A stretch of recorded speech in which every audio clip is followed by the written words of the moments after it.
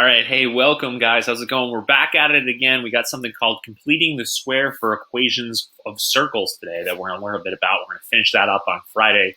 And before we get into that, kind of what the heck completing the square is, I just wanted to look at what we have up top here. Oops, let's actually maybe change this. I'm going to change this to 5 squared here. So I meant to, at the beginning of the video, have up here an equation of a particular XY relationship. And it's not a function, actually, right? It's not a function because we have x is being squared here and y is being squared here. So you're going to actually have multiple solutions for y for a given x value. And anyways, we saw it last time. But most importantly, I get this in front of you as a reminder because I wanted you to see that this is an equation of a circle. That's right, a circle. And hopefully from last class, you know how to actually translate these things here. This all comes kind of from the Pythagorean theorem, right? X minus 2 squared plus y plus 5 squared equals 5 squared. So this over here is our hypotenuse of a right triangle because it looks like it's being squared, and that's going to be the radius. And the radius can be used between any point that's on a circle. You can draw a radius of 5 lengths connecting it to the center, and this statement would have to be true if that circle were centered at positive 2, negative 5. Because my h is 2 and my k is negative 5. That's why we see y minus k is y minus a negative 5. So we see y plus 5 there. Okay, so at 2, negative 5, any point in that circle, you can devise a right triangle with any point in that circle. Take the x and y coordinates and x minus 2 squared plus y plus 5 squared, because these would be the kind of way to measure the sides of the right triangle, the legs of the right triangle. And then they would have to add together to be the square of the radius. Okay, so that's a circle, and that's great and all. So that would look something like this on the graph, an XY relationship. Again, not a function. We see it would fail the vertical line test. So at this point, what this lesson is and what Friday's lesson is that, hey, this is a great equation and all, but when we kind of are doing math, when we're analyzing math, our equation is always going to be super elegant to us. Is this just going to be handed to us here, that you have an XY relationship where that x is a binomial being squared plus another binomial being squared is equal to another number that's a perfect square, just a number where you can take the square root of it and get the radius. No, it's definitely not going to be that simple. Remember, when you're manipulating equations, which is kind of the beautiful thing of algebra, you're learning how to manipulate things and work with things and build systems. It's not going to be handed to you directly like this. And that's why it's important to get used to seeing what this is going to look like in different forms. So one thing I wanted to point out to you today is that you're going to see this kind of written like this, which is graphing form. There's another form called general form, or what you might think about that is the standard form. So if you're doing quadratic functions right now, so quadratic functions are different. Think about actually for a second how quadratic functions are different than circles. Well, in circles, x is being squared and y is being squared, and you have an equal amount of y squareds and x squareds. That's something you haven't seen yet, but that would also be true. Parabolas, right, quadratic functions, is if you have x is being squared for the inputs, and then the outputs, you just have y, right? You just have y taken to no power whatsoever. So you've been studying quadratics. You might be familiar with standard form. That's going to be very similar to general form of a circle, which we'll see a little bit later today. But I just wanted to point out what makes graphing form unique and special, and why we like it is because, well, we can graph this relationship very quickly here on an XY plane and see what that circle looks like. But what makes graphing form really tick from an algebra perspective, in terms of how it's elegantly put in front of you, is this statement right here and this statement right here. What these things are called perfect squares, and they are binomials that are being squared. And if you studied a bit of algebra, if you're near the end of the year, you probably know this, but when you have a binomial that gets squared, right? I'm going to set this up in a generic rectangle. You may have studied these in the past. Maybe you didn't. Maybe you just FOILed things or distributed if you did x minus 2 times by x minus 2. But if you were to expand this here, it would no longer be a binomial. It wouldn't be a 4-term thing, even though we have to multiply 4 times if we're going to do x minus 2 and distribute that to x minus 2. The results would actually be a trinomial. So here, this is x minus 2, so we can think about this as kind of a square. The square is its base times by height gives us an area. And this is a square too because x minus 2 if that's an algebraic width of something, that equals x minus 2, which is also the height. So this is a representation of a square. And here, if you do x times x, you get x squared here, and you get negative 4x right here, and then you get negative 4x down there, and you get positive 4 up here. So this is a perfect square up here because it's just saying length is x minus 2, height is x minus 2, and those two multiplied together would create a square of equal width, equal height, and we can write that area of the square in terms of its product, which it's written as like that, or in terms of its sum. So the part where we see x in graphing form, the part where we see x is a binomial being squared, or just x squared. If your x coordinate of the center is at 0, then you might just see x squared. And the same thing would be true for the y part. That's how we would know in graphing form, is that y is being squared as well, and it's a perfect square for the y's. We don't see any other extraneous x. So we see here that we have an extraneous x that isn't part of the x squared thing, so that's why we know this part here wouldn't be in graphing form if we were to, say, change it to close to the general form. I won't go all the way to the general form, but this here is also a perfect square here. So let's take a look at this. Y plus 5 squared. Also a perfect square because that has equal width to equal height. Y plus 5 times y plus 5 is a perfect square. But if we were to write that as a sum, 5 times y is 5y, and 5 times 5 is 25. Equivalently, it would be y squared plus 10y, because we have 5y two different times, plus 25. And this would be called here, and I meant to actually point this out a second ago, this would also be called a perfect square, because this is a perfect square written as a product or written as a sum, and this isn't a perfect square binomial anymore, even though this we wouldn't call it a perfect square binomial. It's a binomial being squared. This is a perfect square trinomial, which is our special trinomials, right? Trinomials means 3 different terms, and terms are separated by pluses or minuses, and they have a few other rules in that, but this is a trinomial. It's a special trinomial where it could be factored, and when it's factored, it's just a binomial being squared, so it's a perfect square. And this is equal to 25. Okay, so this is pretty close to the general form, which we're going to get things in today. And I forget exactly the ordering of the general form, but it's something like this. X squared plus y squared. It might be y squared before x squared. We might take a look at that later.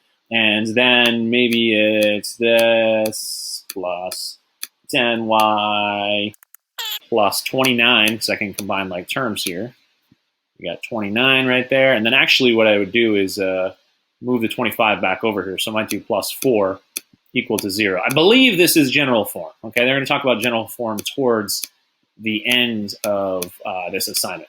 So this is a little bit of a heads up before you get started in the assignment, showing you that this is kind of what general form is going to look like. If you just happen to be analyzing some mathematical expressions and you wound up with something where, if you notice here, there are an equal amount of x squares to y squares. We got 1x squared here, we got 1y squared there, and that's the highest degree or the highest exponent value for any of the variables in the equation, then hey, let's lock it in there. That's got to be a circle, and it's written like this. So kind of what I just did with you is I went from graphing form to general form, but what we want to do today, which you're going to learn later on today, is going from general form to graphing form, because we care about, if we ended up with an equation like this, that's great, and all we know it's a circle, but what we want to do is change it to graphing form so that we can get this information, where the center is and where the radius is. So let's get started with it now. It's a bit of Algebra 1 review at the beginning, and then we'll get into circles towards the end. Let's do this. What is love?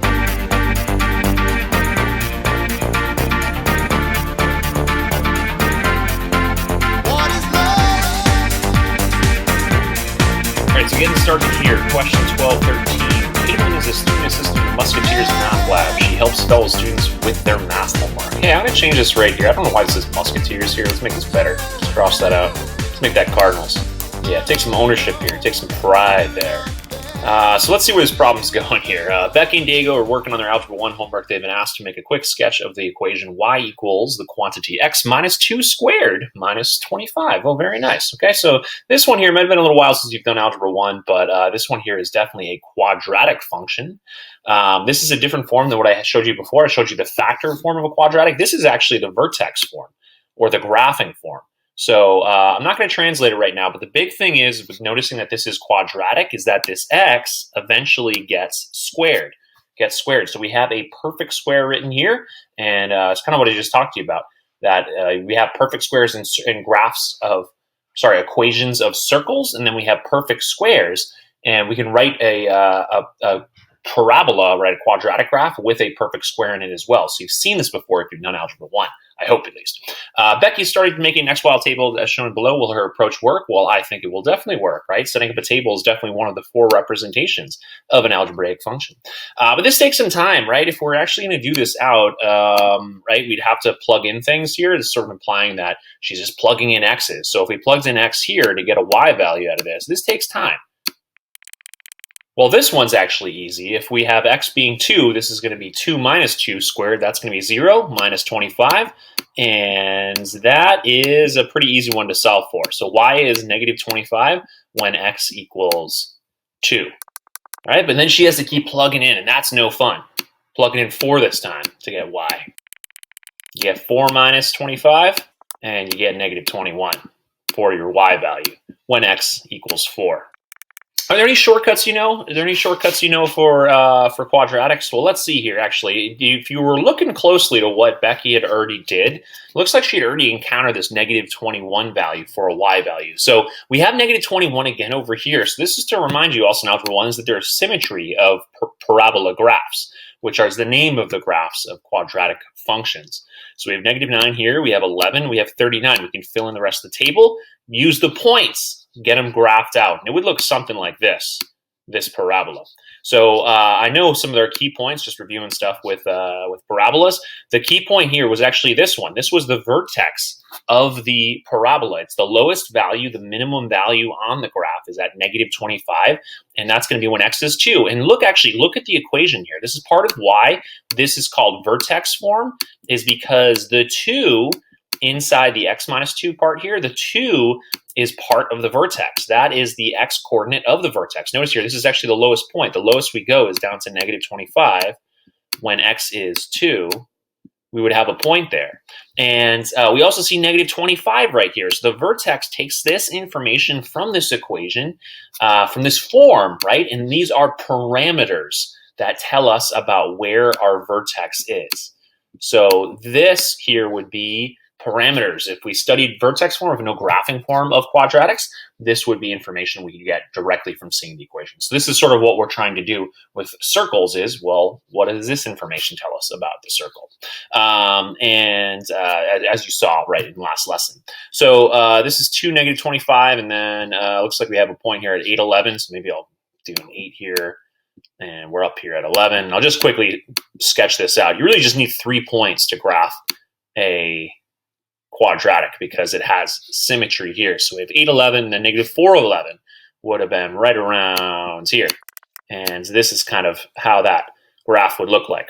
So Diego wanted to do it differently. This is a sketch, and in Algebra 1, you should be at this point in the year faster at graphing out a parabola than setting up a table. So there's got to be a faster way from going from this equation here to sketching out a parabola. And Diego is suggesting a way to do this. So one thing that Diego did is that he rewrote the quadratic equation in this form. This is actually called the standard form of quadratics. And the reason I'm going over this is because, hey, this is all Algebra 1 stuff. This is stuff that I've taught my Algebra 1 guys and stuff that I'd love for you guys to know as well. And this, it looks like Diego rewrote this because he had y equal to x minus 2 squared minus 25. And he can use his order of operations rules, right, PEMDAS. The first thing he'd have to do to this, there's nothing I can simplify here, right? X minus 2 is just the simplest that you can present that expression. But then in PEMDAS, right, order of operations, you should all know PEMDAS, parentheses, and then exponents next, right? So I got to do x minus 2 squared. And as I've kind of talked through before, actually, oh wait, it's right up here. It's right up here. We've already done this. X minus 2 squared is going to equal, we can just see it up there, but I'm just going to do it anyways. It's going to equal x squared. And then x times by negative 2 is negative 2x. And that would be negative 2x here as well, because this would be x times by negative 2. And then we have negative 2 times negative 2, which is 4. So you could do whatever methods here. You can use the distributive property, you can use FOIL if you know FOIL, or you can use a generic rectangle like this to prove that x minus 2 squared equals x minus 4x, x squared, sorry, minus 4x plus 4. And then it looks like we get to negative 21 because we still have that negative 25 hanging out there. So this is review a bit of going from vertex form of a quadratic to the, if I combine like terms here, to the standard form, which is written in the form ax squared plus bx, and b here is negative, it's minus 4, plus c, which is negative 21. So he wrote it like that, and this actually helps you graph it out. So this actually is a fast way to graphing out. It's changing it to that form. So it looks like Diego didn't know that you can get the vertex from the vertex form. And then again, the goal is to make a quick sketch, right? We're trying to do this fast. So he just jumped straight away from the vertex. He should have graphed the vertex first, right? Because our vertex here would be at 2, negative 25. So that's what you get from vertex form. Standard form actually tells you the y-intercept. So we actually have a y-intercept at, well, it looks like it would go through negative 21 here, up here. So negative 21 is a y-intercept. And what Diego is doing is changing this. So the standard form tells you the y-intercept. This is the c part, the last part, because right, the y-intercept is the value of y when x equals 0. So if I plugged in 0 for x, these two terms would cancel. I'd be left with negative 21 for y. So what Diego is doing is something called factoring, which maybe you haven't done since Algebra 1, but he factored this, x squared minus 4x minus 21. That actually can be factored. We can set that up as a generic rectangle here and having x squared. Let me rewrite my generic rectangle because I wrote it a little bit small here. And I have negative 4x's to place here and here. And I can place negative 4x's by placing negative 7x's, and a positive 3x's would actually simplify to negative 4x. So I can factor this by pulling out an x and an x here, right? X times x is x squared, and x times negative 7 is negative 7x, and x times 3 is 3x. So Diego is right that this could be factored to x plus 3 times by x minus 7. So that would give you the factored form, which I talked about at the very beginning. And this would tell us our x-intercepts. So the factored forms, this is just a quick review on all of quadratics here. Wow. Vertex form is good at telling you the vertex. The standard form is the one with no parentheses, good at telling you the y-intercept, and y-intercept is negative 21. And factored form, this would be the opposite sign here would be my x-intercepts. So opposite sign of 3 is negative 3. So look, I sketched it poorly here, but negative 3 would be an x-intercept here. And I'll write negative 3 in here if I'm just doing a quick sketch. And positive 7 is my other x-intercept. And yes, I would see that here because 8 is the one that's at 11. And so 7 must have been right here in my graph up top. So then I get 7. And it looks like Diego's method was a little bit faster to graph this out. So if I got an x-intercept here, an x-intercept here, a y-intercept down here, go down a little bit further, and with symmetry, come back up. This would have been a faster way to graph this parabola than setting up a table. Part C here, is it going to have you thinking about vertex form? I don't know. Caitlin complimented Becky and Diego on their mathematical thinking. Very good. Thank you, Cardinal Math Lab person. Then she went on to say that they were both working too hard if their goal is just to make a quick sketch. I agree. What does she mean? Be prepared to share your team's thinking with the class. Is that she didn't know vertex form, or Becky and Diego didn't know vertex form. Really, all she had to do to graph this out, the fastest I would have recommended my Algebra 1 students to graph this one out, is to pull out the vertex from this. So vertex is going to be at 2, negative 25, because if we plugged in, the one way you can remember vertex form, if we plug in 2 for x here, you're going to get 2 minus 2, and that's going to be 0. So that's going to be the lowest thing you can plug in, where when squared you get 0, right? And 0 as a result of squaring is the lowest value you can possibly have, right? If you plug in negative 5 for x, you're going to end up with positive 9 coming out, because or actually positive 49 for coming out. I forget if I said 5 or not. Anyways, you get the point. It needs to be an opposite sign here to make this a minimum value. So there's vertex, and then I probably would have said do vertex form and then switch it to standard form. And then at this point, once you switch it to standard form by multiplying the binomial and then combining like terms, you can get the y-intercept, which is 0, negative 21. And that's enough to graph it, because a graph has symmetry. So if I had my vertex here and I knew my y-intercept is there, I could have just done whoop for a sketch, and then with symmetry, done something similar on the other side. Okay, so anyways, where's this adding up to? What this adding up to is that this vertex form thing here is actually really important. Hopefully you had a chance to study it this year in Algebra 1, but because that's going to help with this lesson too, right, with figuring out the equation, how to get the graphing form equation of a circle, because vertex form is the one that looks probably closest to the graphing form of a circle here, in that it has a perfect square in it, a binomial that's being squared. So let me give you the vertex form here in case you haven't really studied this too much, but this is the vertex form of a quadratic function here. Y equals a times the quantity x minus h squared plus k. And oftentimes in Algebra 1, your a is just 1, so we don't see a 1 there. We just see x minus 2 squared minus 25. And this is important because h and k are the vertex. H and k look familiar? Yeah, H and K are actually the center of a circle as well, in this formula up here, right? This would be H, and then this would be negative K, as I talked about earlier. So anyways, going between forms is an important skill. Here you went from vertex form, you went to standard form, then you went to factored form. If you've done Algebra 1, you have some methods to go from standard form to vertex form. And that's an important thing because you get the vertex. And I think this is what's you're going to review next with this here. Okay, so anyways, the standard form for a quadratic function is y equals ax squared plus bx plus c. There we go. But when the equation is rewritten in graphing form, y equals a times the quantity x minus h squared plus k. Exactly what I just told you. The parabola is easier to graph. In graphing form, the vertex is at the point hk, and finding the x-intercept is often easier from the graphing form than from the standard form.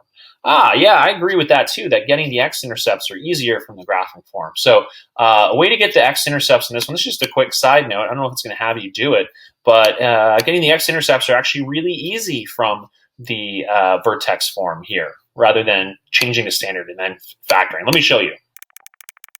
Who remembers how to do this? Who remembers how to solve for this here? Well, from Algebra 1, right? Well, the x-intercepts of the value of x when y equals 0, I can change to that. How am I going to solve for x, actually, without changing this to standard form? Well, let's just work on isolating x here. To isolate x here, the first step would be to add 25 to both sides. And oh, interesting, they chose 25. Why is 25 a significant number that they chose? So we can add 25 to both sides, and then we get 25 equaling to x minus 2 squared. And then at that point, what can we do? Oh, we can take the square root of both sides, right? Square root of 25 over here and square root of this here. Got to remember from Algebra 1 too, this is Algebra 1, not geometry. I got to put a plus or minus in front of there because x minus 2 could represent negative 5 because negative 5 squared is 25. Or x minus 2 could represent positive 5 because positive 5 squared is also 25. So anyways, I put a plus or minus in front of this, square root of 25, which is 5. And then I have x minus 2 here. Okay, add 2 to this side, so I have positive 5 plus 2. So x could equal 7, or negative 5 plus 2 is negative 3. And that's what Diego got when he factored up here and used the zero product property to get roots at negative 3, 0, and 7, 0. So just a quick reminder on that stuff. If it's been a while, or maybe you haven't seen it yet, who knows? Anyways, just the whole thing about this is to tell you that forms of equations are very important as you progress, as you get up to Algebra 2 and pre-calculus and beyond. Okay, so anyways, discuss with your team how would you make a quick sketch of this action right here. Explain in detail you find the x and y intercepts of, and the vertex. So first up, I actually would start with this one by getting the y-intercept. That one's the easy one. Standard form is good for telling you the y-intercepts because the y-intercept is the value of x the value of y when x equals 0. So I could just plug in 0 for x here, and this would cancel out, and this would cancel out because 0 squared is 0, and negative 6 times 0 is 0. So I would just have a y-intercept at 4. Well, that was easy. Very nice. So now we got to get our x-intercepts here, okay? So you might be thinking, hey, I could try to factor this one here, but would factoring work? No, factoring does not actually. This is not factorable right here. Can't build a rectangle. Can't build a rectangle with this many negative 6x's and then 4 1s over here and just an x squared in front. So I'm not going to review factoring with you right now, but a trick to see whether it's factorable or not is that you you do the first term times the last term, so 1, the coefficient that is, 1 times 4. You're looking for a number that multiplies to 4 and adds to -6. And there are no integers that do that, right? 4 times 1 would get us to 4, but it would only get us to 5. Or -5, right? If we do -4 times -1, would also multiply to 4. -2 times -2 gets you to +4, but -2 plus -2 gets you -4. It's going to get you to -6. So what you actually need to do right here is to graph a sketch. This is actually kind of hard. I might change this problem here. Find the x-intercepts. Oh, I think x-intercepts, they're probably getting that using a quadratic formula. So this is kind of a big old quadratic reminder here. So anyways, to find the x-intercepts, those are the values of x when y equals 0. So here, and there are usually 2 of them. Okay, so I'm going to put this here. Y is 0 here, and then y is 0 here. And this should sort of jog your memory or like why they're asking this question here. So 0 equals x squared minus 6x plus 4. So if you don't know how to complete the square yet, this is sort of the assignment sort of reminding you how to do something called completing the square. You might have done the quadratic formula to solve for the x-intercepts. Quad form.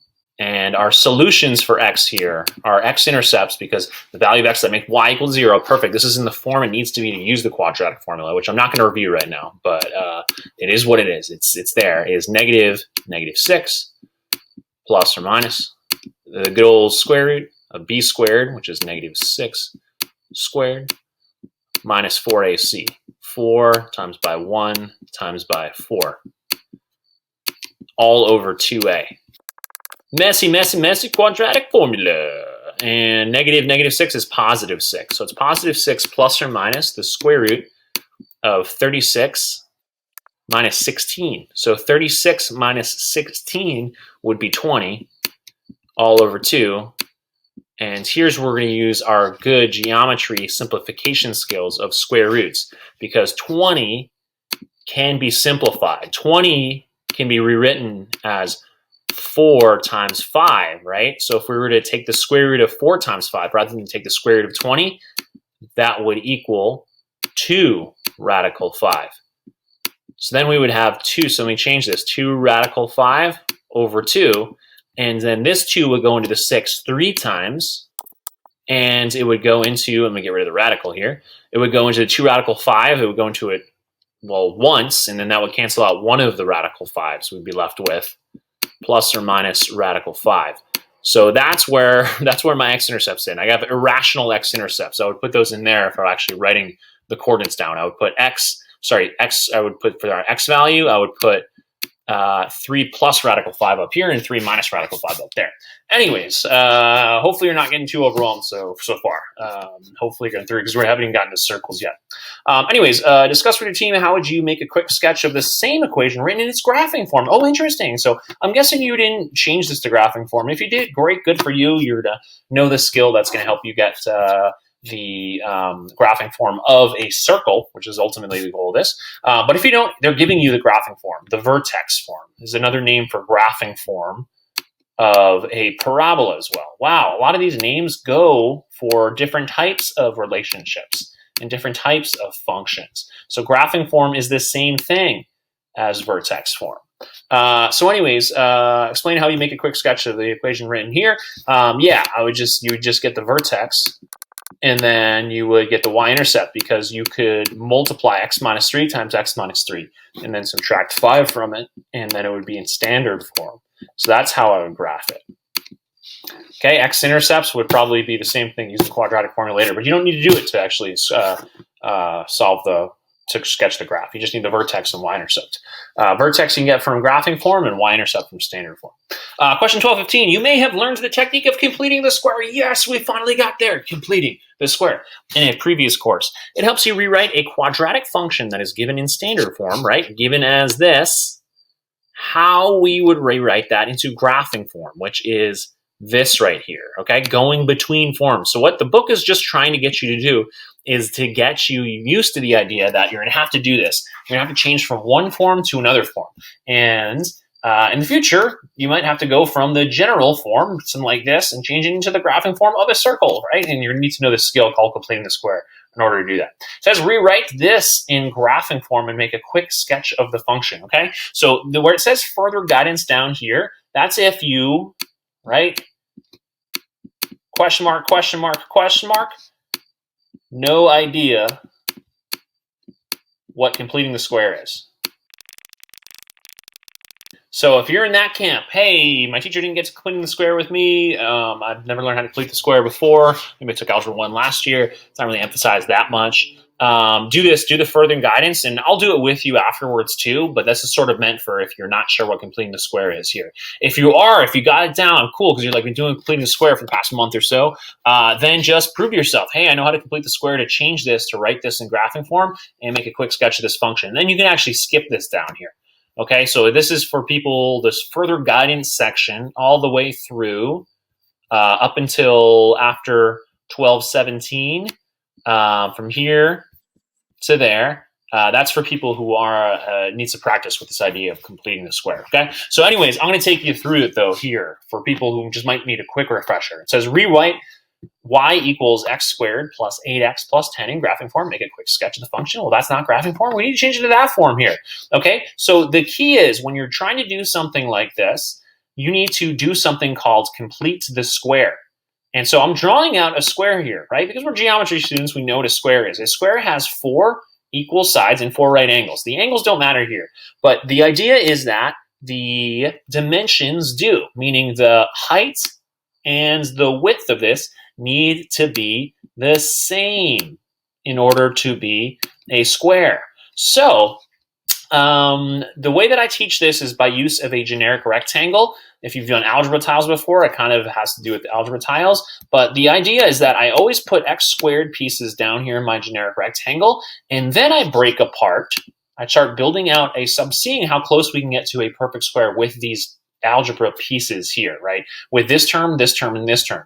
So I have an x squared, and then I also have 8 x's. In order to make this a square, so here, x squared is just the product of x times by x. I put x on the outside and x here. So here, an x squared term in an algebra expression is a perfect square because it's a square built of sides that are all x in length, So x times x is a perfect square. X times x is x squared. So I'm trying to build out a bigger square than just x squared because I'm trying to build out a binomial square. So the question is, what am I going to have to add to x here, or add to x here? They'd have to be the same, or subtract, right, from both. We're just have adding here, so it looks like I'll probably have to add. The way we do this is you got to break the x pieces in half. That's sort of the key thing of this lesson that I've already gone on a long time, so hopefully I didn't lose you, is that you have to divide x term by 2. That's the key of this, to set up a perfect square by 2. And if I do that, I get 4x right here. And I'll put 4x right here. So the perfect square we're trying to get into this equation is going to be x plus 4 squared. Because 4 times x is 4x, and x times 4 is 4x as well. So what we're trying to do, and I'll start writing this in vertex form over here, is, well, my a here is 1, so I don't need to worry about a here, but I'll start writing out my perfect square here. I'm trying to write out a perfect square of x plus 4 squared. So I need to figure out the steps that are going to be required to make that happen. And let me write it out in standard form here so I can show you the work that needs to happen in order to get there. Are you focusing on this one? Are you going to get this one? I certainly hope so. So this is not a perfect square because if you notice here, we have the product we're trying to get to, which is x plus 4 squared, but x plus 4 squared is not equivalent to x squared plus 8x plus 10. What is it equivalent to? Well, it is equivalent to x squared plus 8x plus something, but we haven't actually completed this square yet. So the question is, what needs to be here to write, right, x plus 4, right, equal to x plus 4 in without parentheses as a trinomial. Because it's not x squared plus 8x plus 10, it's x squared plus 8x plus what? Oh, what's 4 times 4? 4 times 4 is 16. Okay, 16. So what we need to do here to actually change this to the graphing form is I need to do two things. I need to add 16 right here to this. Oops, sorry, not 16. I need to add 6 to raise this from 10 plus 6 gives me 16.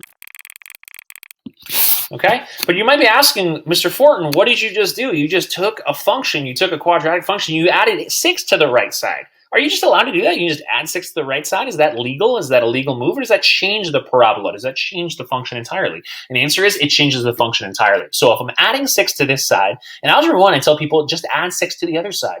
You're allowed to do and we know that in geometry, it's called the what? The what property of equality, right? The addition property of equality. I can add 6 to the right side if I add 6 to the left side, and the equation remains balanced. Here, I'm going to teach you something a little bit different, so pay attention to this. Is to complete the square here, I would add 6 to make this 16 here, and then I would put a minus 6 next to it. So technically, you can do completing the square without actually adding anything to here, because adding 6 minus 6 is equivalent to just adding 0, and that doesn't change the equation at all. That's the one number you can add to a single side of an equation, and it's not going to change that actual expression on that side of the equation, okay? So this here is, I still have my minus 6 hanging out. So now I can write this equation in the graphing form, otherwise known as vertex form, because I can take this trinomial at the beginning, right? I added 6 to the 10, and now it's 16, and I subtract 6 from the outside because I'm just going to leave that alone right there, and I'm going to get x plus 4 squared, because this part that I underlined here, x squared plus 8x plus 16, that is this trinomial here, which is the sum. And the outside is an equivalent product. X plus 4 times x plus 4 does equal x squared plus 8x plus 16. So these two things are equivalent to one another. And then we have minus 6 left on the outside of parentheses. And this, my friends, is the graphing form of a parabola. So to get the graphing form of a circle, it's going to be a similar process, which we'll get to later in the assignment.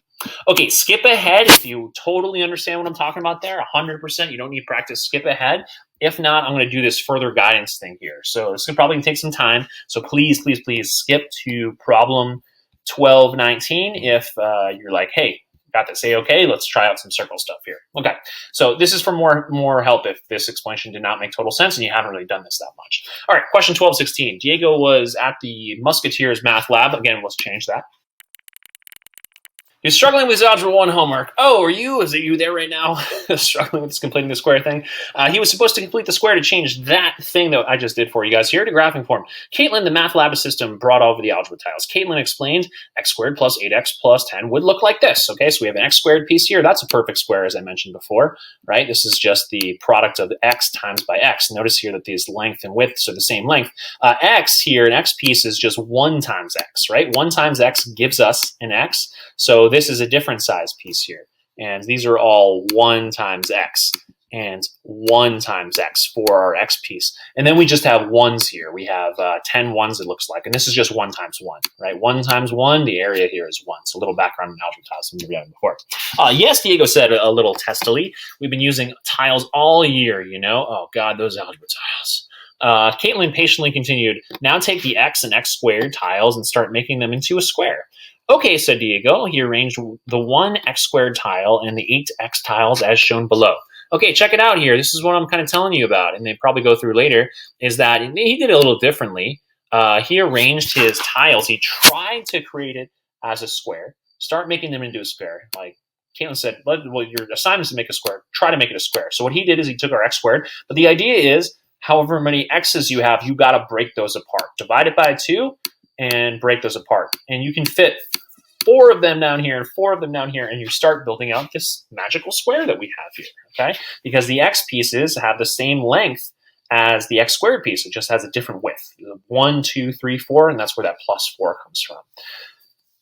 So, to make a complete square, said Caitlin, you need 16 small tiles to fill the corner. There it is. Perfect. Perfect, perfect, perfect. You need 16 right here. And, oh, I get it, said Diego, right? Because this is x plus 4 squared, right? 4 times 4 is 16. And you can actually see it. You can actually do this with tiles. If you didn't do this in Algebra 1 this year, oh, man, you're missing out. Sorry, I hate to put it that way. But yeah, here's what it is. There's 16. 1, 2, 3, 4. 1, 2, 3, 4. 4 times 4, 16. Oh, I get it, said Diego. The complete square is x plus 4 squared. I agree. Yes, that's right. Caitlin continued. With the x and x squared tiles, you can almost make x plus 4 squared, right? But you need 16 unit tiles short. Therefore, x squared plus 8x is equal to x plus 4 squared minus 16. That's a good way of putting it there too, right? Because x plus 4 squared is x squared plus 8x plus 16. So minus 16 would give you this right here.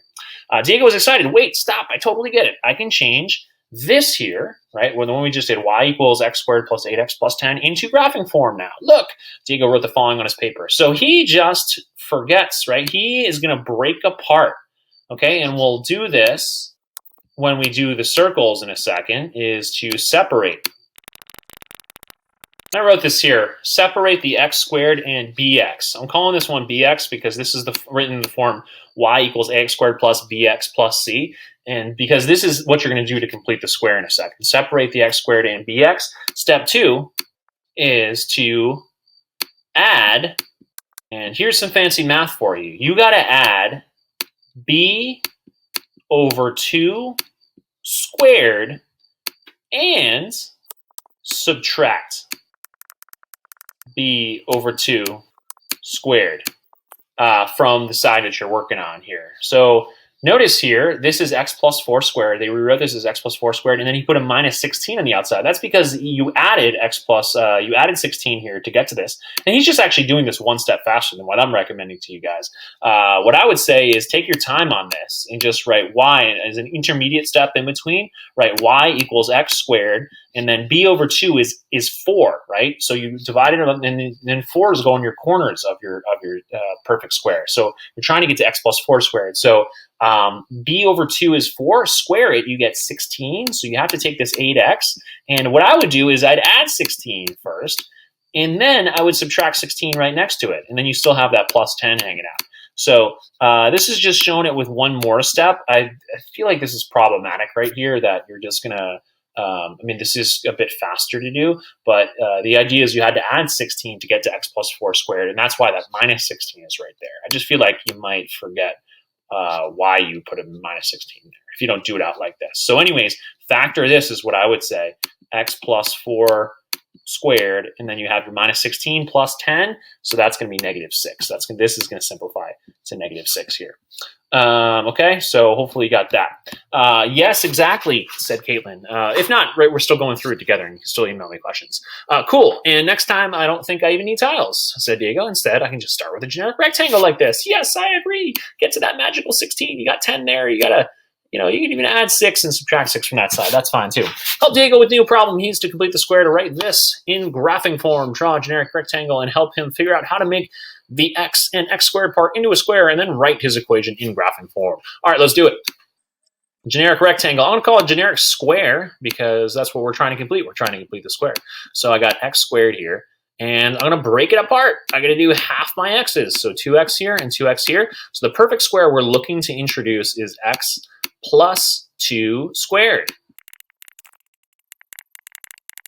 Okay, so what I'm going to have to do is going to happen in this quarter here, right? Half of 4 is 2, and 2 times 2 is 4. So I'm going to have to get a plus 4 hanging out here, so I can write this as a product being x plus 2 squared. If I'm adding 4 here, I also have to subtract 4 from this side. And the equation remains balanced because what did I add? I technically added 0. I just added the number 4 and its opposite, negative 4. So now I can start writing this by factoring up the perfect square that we see in front of us. I can factor this to x plus 2 squared. And then I still have the minus 4 plus 9 hanging out there. So negative 4 plus 9 is positive 5. I got myself a graphing form of a quadratic function. So write the equation in graphing form, and that's all we need to do. We can move on now. Okay, cool. Question 1217. How could you complete the square to change this action into graphing form? How would you split the 5 x tiles into 2 equal parts? Oh, wow. Yeah, no, there are 5 tiles in the middle. There are 5 x's. That's a little tricky. Oh, right, we can use decimals here. Use decimals. So Diego decided to use brute force. He cut one. He must have had a chainsaw or something like that there in the Cardinal Math Lab or whatever they call it. He cut one x tile in half as shown below. So he's placing 2 of his x's here plus another half x, and then, yeah, so 2.5 total here. How much is needed to complete the square? Well, b over 2 equals 2.5. So what we need to get this, currently it's 2. What we need to get this to is to 2.5 squared. And you can do that in a calculator if you're not doing it in your head. But if you know it, it's 6.25. We need to get to 6.25. So we need to get this action here. We need 6.25 ones here to get a complete square. So in order to do that, right, you can either break it apart the way that they did it, or you can just leave the 2. You can use the 2 if you want to and add 4.25. I'm going to break it apart because I think that might be easier when we get to circles in a second. So we're going to do graphing form of the equation. So f of x is a fancy way of saying y. So I'll just write y here, and I'll do x squared plus 5x. And I'm going to move my 2. I'm going to move that way over here because let's not worry about it until we've completed the square. So to complete the square, we need to get to 6.25 here. And I ran out of space, so I'm just going to take away 6.25 from the 2 there. Okay, how much did I add to this side of the equation? That's right, I added 0, so it maintains the original function and statement of equality that was given to us in the premise of the problem. Okay, so this is going to be y equals, I'm going to factor this perfect square trinomial to x plus 2.5 squared, because this is the product and its equivalent sum, the sum that it's equivalent to is x squared plus 5x plus 6.25. Perfect. And then we have plus 2 minus 6.25, and then I'm going to have negative 4.25 on the outside of parentheses. And booyah, I got myself a graphing form of this quadratic function. And look at this, guys. We've finally gotten to it. We've gotten to it, guys. We're in the geometry world again, pulling ourselves, extracting ourselves out of the Algebra 1 world and into geometry. We have, my friends, some circles. And circles on the coordinate planes. We're in coordinate geometry, yes. Equations of circles also have 2 forms. Write the equation of a circle graphed at right in graphing form. Hey, we were just practicing this a little while ago. So, hey, reminders on this. Hey, this point here, all right, this point here, x, y, has some coordinates to it. This length here is what? X minus 3, right? Because we already had 3 here, and then the coordinate here would be x. So we do x minus the 3, and it would be that action there. And then, is this the same exact thing you did in the last assignment? I think it might have been. And then this height of this right triangle, if I drew a slip triangle like this would be a y, a minus 1. So the equation is here, right? We have the equation, we have the form. I could have just done the form, but I was just reminding you where the whole form came from is from the fact that our center here is going to help us determine the dimensions of the right triangle. So this is basically just Pythagorean theorem you see in front of us. Leg squared plus leg squared equals the hypotenuse squared, which this is the radius if we're drawing a right triangle using the center of the circle and the radius as hypotenuse. But anywho, this is going to be x, and then we're just going to flip the signs of the x coordinate of the center. So x minus 3 squared plus y minus 1 squared. Right? You can even see the dimensions here. X minus 3 squared plus y minus 1 squared, and that's going to equal the hypotenuse squared, which is 5 squared. Or, in fact, you usually see it without the squaring, so I'm going to put 25. And then they ask you, what do HK and R represent the graphing form of the equation of the circle? Oh, goodness, goodness, goodness. HK is the center. And R, we know what R is. It's the radius. Now we write the equation of the circle from part A in general form. Oh, we've arrived at the general form. And hey, it looks like I actually did remember what the general form looked like. Hey, nice. So I kind of showed you what the general form looked like way up here. Yeah, it's actually in this form as I scan through it here. So this is going to be, the general form of this is going to be an ax squared plus ay squared plus bx plus cy plus d equals 0. The parameters a, b, c, d, they don't matter at all here. The one thing I wanted to call out is that the coefficients of the x squared piece and y squared piece are both a. So what should that tell you? What should that tell you? That x squareds and y squareds, you would need to have the same number of x squareds and y squareds in order for it to be a circle. Okay, in order to be a circle. This is something you'll worry about later in Algebra 2, late in Algebra 2 and in pre-calculus, is that if you have slightly more x squareds than y squareds or slightly more y squareds than x squareds, it's actually kind of, you end up with kind of a circular looking shape, but it's not a circle. It might be more like an oval or an ellipse, as it's called, or one of the other conic sections. So there'll be other things that when you cut up cones certain ways at certain angles, you don't get circles. Whereas if you have a horizontal cross-section of a cone, that is a circle. Anyway, stuff to get to later. Fun stuff to look forward to. Okay, so we need to change this to general form. You notice here that x squared, so x gets priority over y. Notice here this x is before this y, and the x squareds are before the y squareds, and then it's ordered by the how high the exponents are. And then the final thing is just the constant. So it's set equal to 0, just much like standard form of a quadratic. You'd set equal to 0 if you have to use the quadratic formula, for instance. X before y, and then ordered in by exponent is really the priority here. Okay, so let's go ahead and change this to general form. Okay, first thing I would do is x minus 3 squared, and then again, that's just not x plus 9. Don't make that mistake. Got to use your generic rectangle. X minus 3 times by x minus 3, or you can FOIL it. And if you're foiling it, you're not going to make mistakes, I hope. Minus 3x here. Negative 3 times negative 3 is positive 9. So I get here for this binomial squared, I get the trinomial x squared minus 6x plus 9. And then the other one I'll do in my head, but y minus 1 squared would be plus, right? Y minus 1. Y times y. So I'm going to FOIL it in my head.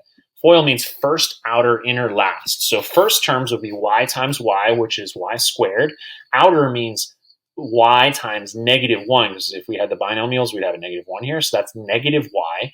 Inner means negative 1 times by y, which is also negative y. So we have negative 2 y's.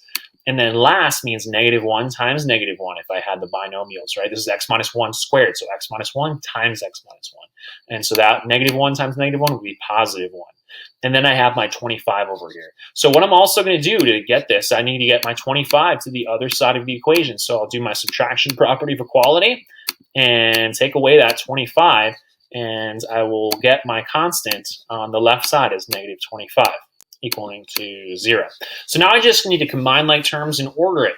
And x squared goes first, then y squared goes next, and then x's go next, and I have negative 6x's, and then I have negative 2y's, and then I got a few constants here. I got 9 plus 1 is 10, minus 25 would be negative 15. And so this would be the general form. All right, so now we get the moment of truth. Well, one note, too, I want to tell you about here. Oops, I missed the squaring here. One thing I want to tell you about here, the general form really doesn't tell you much. This is just like, it's just supposed to tell you that, hey, you got an x squared and y squared, you get the same amount of those, it's going to be a circle, and then here's all this other garbage here, right? This doesn't tell you anything else. It doesn't tell you any attributes. The parameters don't mean anything. A, B, X, C, D, you can't really determine anything from them. So when you do get in general form, what you're often doing is doing the process backwards that we just did, meaning going from general form to the graphing form. And that's what we're going to do now. And that's the thing really you need to pick up, because we'll definitely have that in Cahoots coming up on Monday.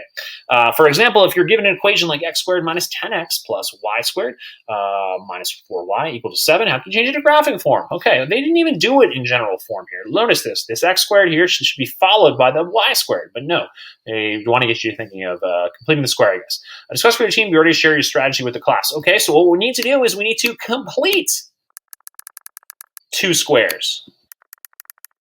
Okay, we need to complete two squares, and we also need to make sure we have numbers on the right side. I'm not going to say that, because once we get two complete squares there, that should be the only things that we have on the left side, and they should be separated by a plus sign. So really, it's just we got to do this whole completing the square thing for general form. Use what you learned in this lesson to take this action right here. Hey, they didn't have you do this one. Let's change this one to graphic form, just so you get another example. And let's do it. X squared minus 10x. And then I'll take some space, and I'll do plus y squared minus 4y.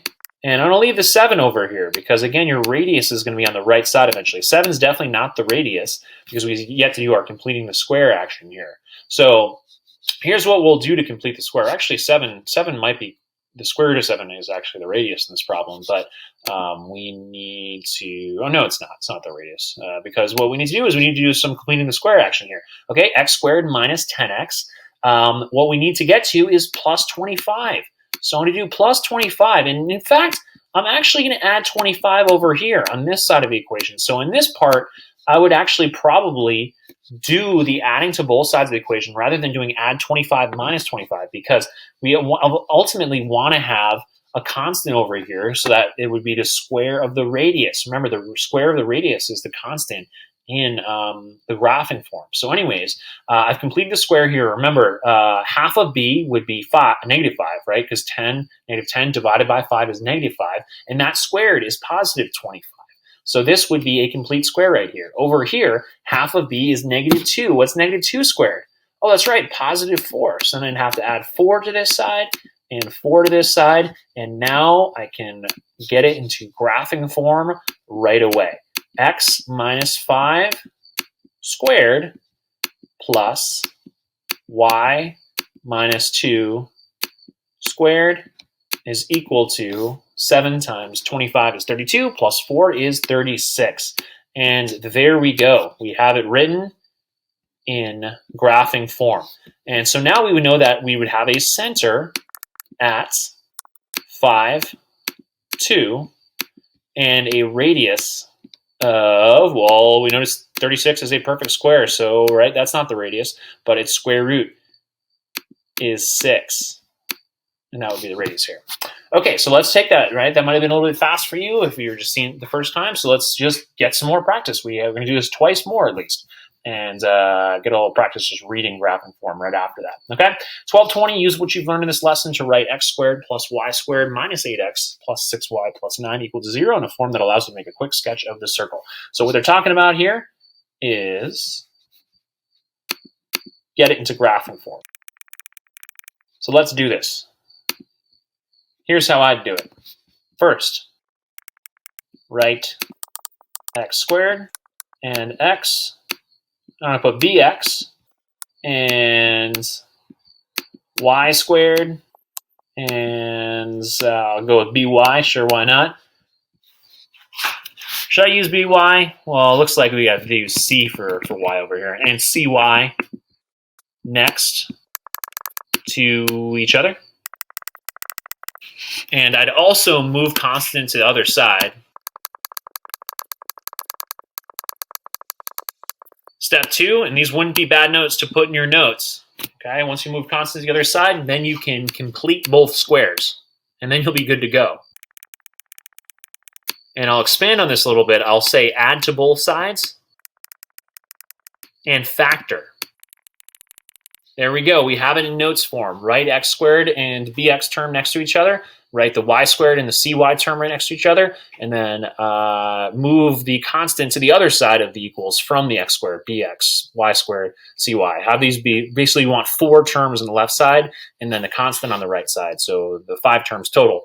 And then complete both squares by adding, right? Well, we need to have form 2 complete squares with the x squareds and the y squareds, and then add to both sides of the equation, because you don't want to complete on the left side. You want to keep the equation balanced. And then after that, factor. And once you factored it, it should look like it's in graphing form. Okay, so let's test my hypothesis here. Is this notes for you guys? Just 1 step, 2 steps. This is a long step, step 1, but it's definitely achievable. You can get it done pretty quickly. So let's do this in blue so you can see it really clearly here.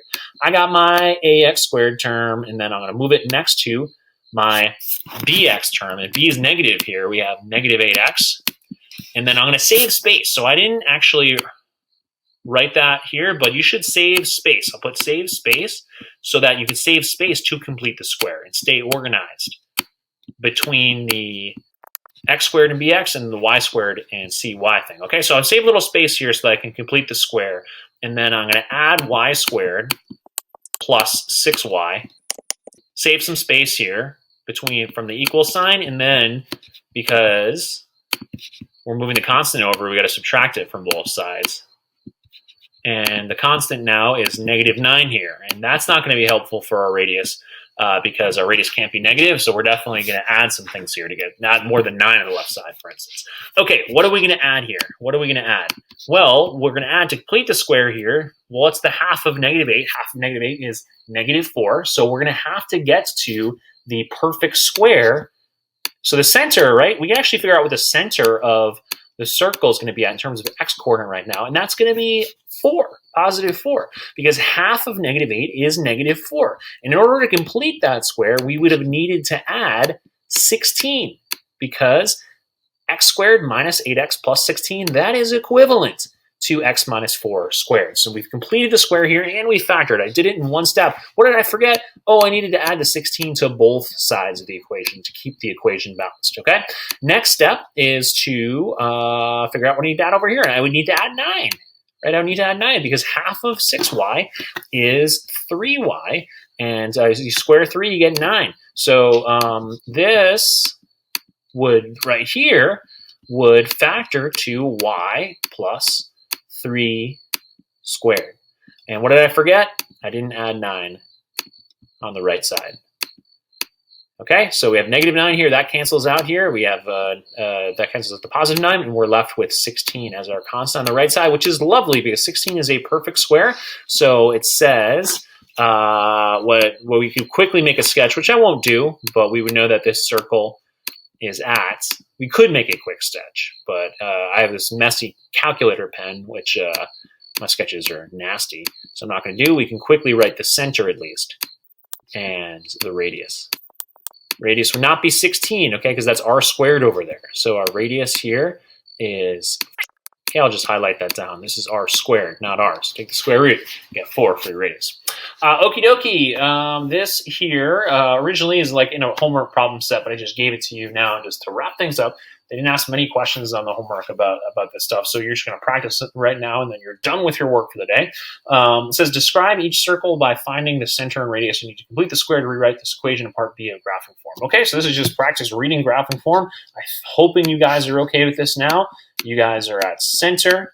Got to change the signs. Okay, center is at 2, negative 3. Okay, because remember, those would have to be the coordinates of the center. So y plus 3 would be the height of the right triangle. So you have to take away 3 there, and then take away 2 there. Or add 3, take away 2, because we're at negative 3 here. Anywho, that's the center, and then the radius would be 5 for this guy here. Okie dokie, this is going to practice going from general form to graphing form here. So I'm going to follow my checklist I had up top here. X squared plus 2x. And then I got y squared going on over here. Add 6 to this side, get my constant to the right side, and then I got 6 here. And now let's complete the square. Half of 2 is 1, and 1 squared is 1. So I'm going to add 1 to both sides. Half of 6y, or half of 6 is 3. So I just did this a second ago. I have to add 9 over here. So then I'm going to have plus 9 right there. Okie dokie, let's go ahead and factor this action here. We get x plus 1 squared plus y plus 3 squared is equal to 7 plus 9 is 16. Hey, we did it again. 7 plus 9 is 16. So now we got ourselves a center at negative 1, negative 3, and radius of 4. And there's my answer here, and there's my answer there. And I'm good to go. I'm all done now. Okay? Hopefully you did some of those problems on your own and you just watched some of my explanations afterwards. If so, I think that my explanations could maybe offer you a way to do it faster next time, even though I talked for a while on them. It's really not much work that I showed here. Odds are this is showing a little bit less work than what you showed doing this one here. So don't want to overcomplicate things. I think we kind of got things as simple as they really need to be right now, where you can see it and understand it. But if not, please reach out, ask me questions, and day 3 of this, right, circle stuff, circle equations, is going to be tomorrow. 3 lessons this week on circles, and we should be good to go. So just more practice on this stuff tomorrow, so you don't have to feel like you can answer this right out of the blue, like, hey, general form or graphic form, how do you do it? You can walk through it again tomorrow. All right, guys, hope you enjoy this one. I enjoy this process here. It's kind of a neat little algebraic skill of completing a square and rewriting something in an equivalent way. So hope you enjoyed it as well. Take care, guys. Bye. I don't need to walk around in circles, walk around in circles, walk around in circles, walk around in